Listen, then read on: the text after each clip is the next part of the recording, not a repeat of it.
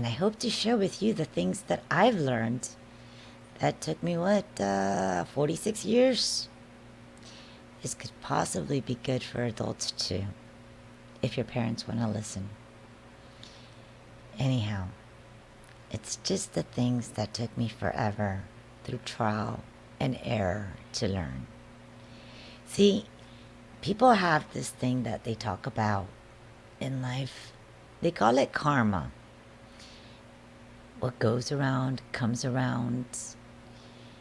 And that's what they say. Well, how you treat people, that's what's going to happen back. And they wonder, why is it that this karma happens? And it's also them believing in coincidences. Well, there's this philosophy idea that of everything that exists, the opposite must exist. So let's say if there's good things, there's also bad things. And so in life, karma is about what we choose to do. And it is important how we feel inside. And the best way to feel good about ourselves is to be good to others. Because see, sometimes life is easier when we're younger. It seems like we had more talents, or we were more brave. We weren't scared of anything. Things came a lot easier. Well, that's probably because we were behaving a lot better. See, that's the funny thing. Then we learn from our environment, and we learn to behave in unpleasant ways. And then, see, we start the gossip thing, and we start talking about each other, and we think it's cool to be tough, or it's cool to put people in their place. But how does that really make us feel inside? Even if we have something to say about somebody, if it's negative, if it's not good, I mean, gossip, it's never positive. So if it's not good, it's going to make us feel bad. And whether we know it or not, and eventually, God did say, don't be disparaging of others, even if they deserve it. You should only talk to others what is good, what is helpful, and what is encouraging. It's important to do the right thing, to feel like you're doing the right thing. For example, if you let somebody upset you, if you get angry, you say things you don't mean. You might even do things you wouldn't do normally. And there's never a time that I've been angry that I don't regret the things I've done or said that I didn't mean. It's not worth it. And I'll give you an example of getting angry. Okay? This words hurt thing. Okay, if somebody hits me physically, I have no other choice. It's gonna hurt. If somebody, stabs me or shoots me, of course it's gonna hurt. If I fall from a 3-story building, it's gonna hurt. There's a lot of things in life that physically hurt. But words, you have a choice. You can let them hurt you or not. And if you believe that words hurt, then you're going to react. Then you're going to get angry. Then you're going to say words that you don't mean that are going to hurt back. And that's not going to help anyone. You can just brush it off. That's the one time you do have a choice to allow something to hurt you or not. And you really have to look out for yourself, because there's a lot of crazy stuff going on in this world. And sometimes people can be cruel. And there's a lot of it. But we can be different. We can be that light. We can be that great example. We can be the kind of person that people can count on. The happy moments for people. We can be the no drama people. We can just, even though things may look chaotic, we can focus on the good things in life. We can focus on what we appreciate, on what we love best, on what's good in our life, or even realize our gifts and abilities. In fact, good things are, for example, hard work, being responsible, not procrastinating, being kind to others. Just think about it this way.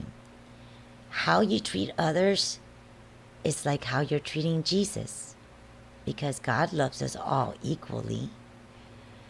So treat others as kind of as possible, believing that that's how you're treating Jesus.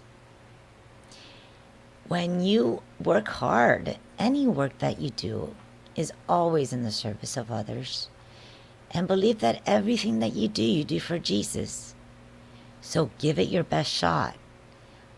Work as hard as you can and do your best. Be responsible. It makes your parents proud. It makes your friends proud. It makes people realize that they can count on you. And you'll be surprised. Oh, also pray every day, because it's not so easy doing these things. You need strength. That's why you pray every day. But see, here's the thing. Once you start doing the right thing and you stop the unnecessary thing, like the unpleasant talk and the gossip and the entertaining negative thoughts, just because a negative thought enters your mind doesn't mean you have to believe it. I get negative thoughts often, and I just say, no, well, it's okay. God loves me anyway. It doesn't matter. God loves me. You can always find a way to fight it off or look at the bright side of things. And so all you have to do is stop the negative stuff. Because when you go to the negative stuff, you leave yourself open for feeling bad. Start doing the good stuff. The things that we know is right, because deep down inside our heart, we know it's right. And when you start doing the good stuff, you'll be surprised how you find within yourself being brave again, feeling happy again, having confidence, believing in yourself, feeling better about yourself.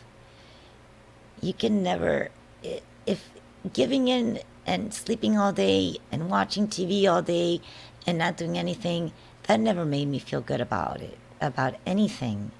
It's when I get up and I'm productive and I do things for others and I do something kind and I do a lot of work, I feel accomplished, and it's amazing. I thought to myself, well, this is the first time I've ever been so smart. No, I've always been smart. It's just for a while I wasn't doing the right thing. I wasn't acting the right way. And believe it or not, I left myself open for the enemy and I became a little dumb. And I was thinking kind of dumb. But then I caught on, thank God. And I started doing the right thing. But I also prayed every day. Praying is really important. And once I started doing the right thing, I started seeing things clearer. I started thinking more logically. I had confidence where I had started to lose confidence. And I found my way back to our Father that loves us very much.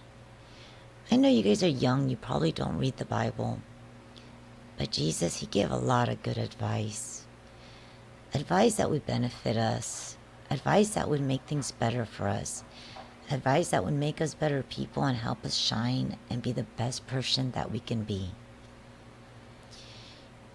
What we learn from this world, it's no good. It's not good advice. Sometimes we learn things that are not good from each other. Unpleasant talk takes you nowhere. If somebody's gossiping and telling you unpleasant things or talking unpleasantly about someone else, you can always say, I don't like to do this. If you don't want to talk about something else, then we can talk later when you're willing to talk about something more positive. You don't have to entertain it. Just like you don't have to entertain a negative thought. Just like you don't have to give in to anger because it's progressive.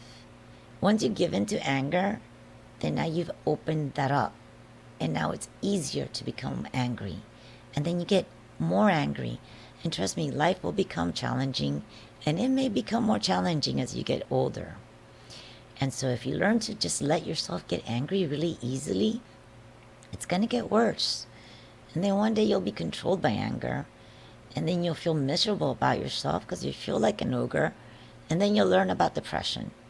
And depression's not fun. So avoid all that by just doing the right thing. And I know it's harder. It's the harder route. God did say it would be a narrow path. Not many people can do it. And that's why we have prayer. So that all of us that want to go that way can do it. And it's possible. And it's just about staying close to God and doing the right thing. And you'll be surprised if you do pray every day, if you do talk to God and you think about Him throughout the day, how amazingly your life will change, how much peace you will feel, how things won't bother you so easily. They'll just brush off your shoulder. Things won't scare you because you know God's there for you. And if you think you're not enough and you don't have what it takes, God will strengthen you. He says, give me your weakness and I'll show you my strength. So where you fall short, He picks up. And if you think you don't have what it takes, God helps you through it. He works through you. So you have God's protection and you have God's help, which is called God's grace, so long as you're doing the right thing and you're following God's advice and you're walking with Christ. And then suffering won't feel overwhelming because we can't avoid suffering. There'll always be suffering in the world. And it's okay to be sad, just as long as it doesn't take your joyful moments away. Don't let it overwhelm you. Even Jesus wept, but He didn't get depressed. So if you're close to God, suffering has a different meaning. It's no longer something that you cannot handle, something that you cannot take, and something that feels overwhelming, but something that you know will pass, something that you know is part of life, and it's maybe a way of growing up and realizing things, and or maybe acknowledging miracles. So if you're close to God, you can even see the good in suffering. And it's not so awful. If we allow things to make us miserable, whether it be suffering or words, then we feel miserable. And sometimes it could be a chain reaction. Sometimes we can spread it to others. So instead, let's spread the love. Let's just be kind to each other and love one another. You know, life is only one lifetime. There's no guarantee. None of us are guaranteed 100 years. We don't even know if we'll wake up tomorrow. Every time we wake up is a blessing from God. And believe it or not, every gift that we have, whether it be intelligence or humor or common sense or the fact that we can sing, all of that is a gift from God. I know some people that were able to sing beautifully and loved to sing until they started sinning without knowing they were sinning. Like gossip is a sin, and things we didn't even know were sins. And little by little, oh, I can't sing, or I don't want to sing. And they don't realize that was a gift that they lost. But they can get it back. That's the good news. They can get it back if they turn from their sinful ways and go back to God. I mean, you can even get to a point that you feel like you don't like to hug people anymore, or you don't want to hug your parents. Hey, that wasn't you when you were a little kid. What happened? Well, I put two and two together. When you were a little kid, you were more innocent. You didn't pick up all these bad habits. And so that's why God said to enter the kingdom of heaven, you have to be like a child. He's basically saying, go back to your innocent ways. Go back to believing in people, and you'll learn to believe in yourself. Go back to loving people, and you'll start loving yourself again. So I'm so grateful that Isa asked me for this talk, because I hope that I can get this message to you guys before it gets progressive, before it feels like it gets too late and you end up, having to go to therapy and, God forbid, taking medicine like I was at one point, which I no longer do. Because I know what it's like to get depressed, and I know what it's like to go the wrong road. And I know what it's like to sin without knowing that you're sinning, which is why I call the enemy pickpocket. You don't know he's stealing your soul. You have no clue. You have no idea. I had to experience that so that I can talk about it. And it's a very scary thing. And I didn't think it was possible to even get off antidepressants. But God is a God of miracle. And for him, anything's possible. It wasn't medication that I needed. It wasn't therapy. It wasn't drugs to escape or alcohol to escape. It wasn't any of that. All I needed was God. And so as you guys are growing up, if anything that you learn from this message that you take home is to always turn to God, is to always know you can count on God. He's never changing. He's always there for you.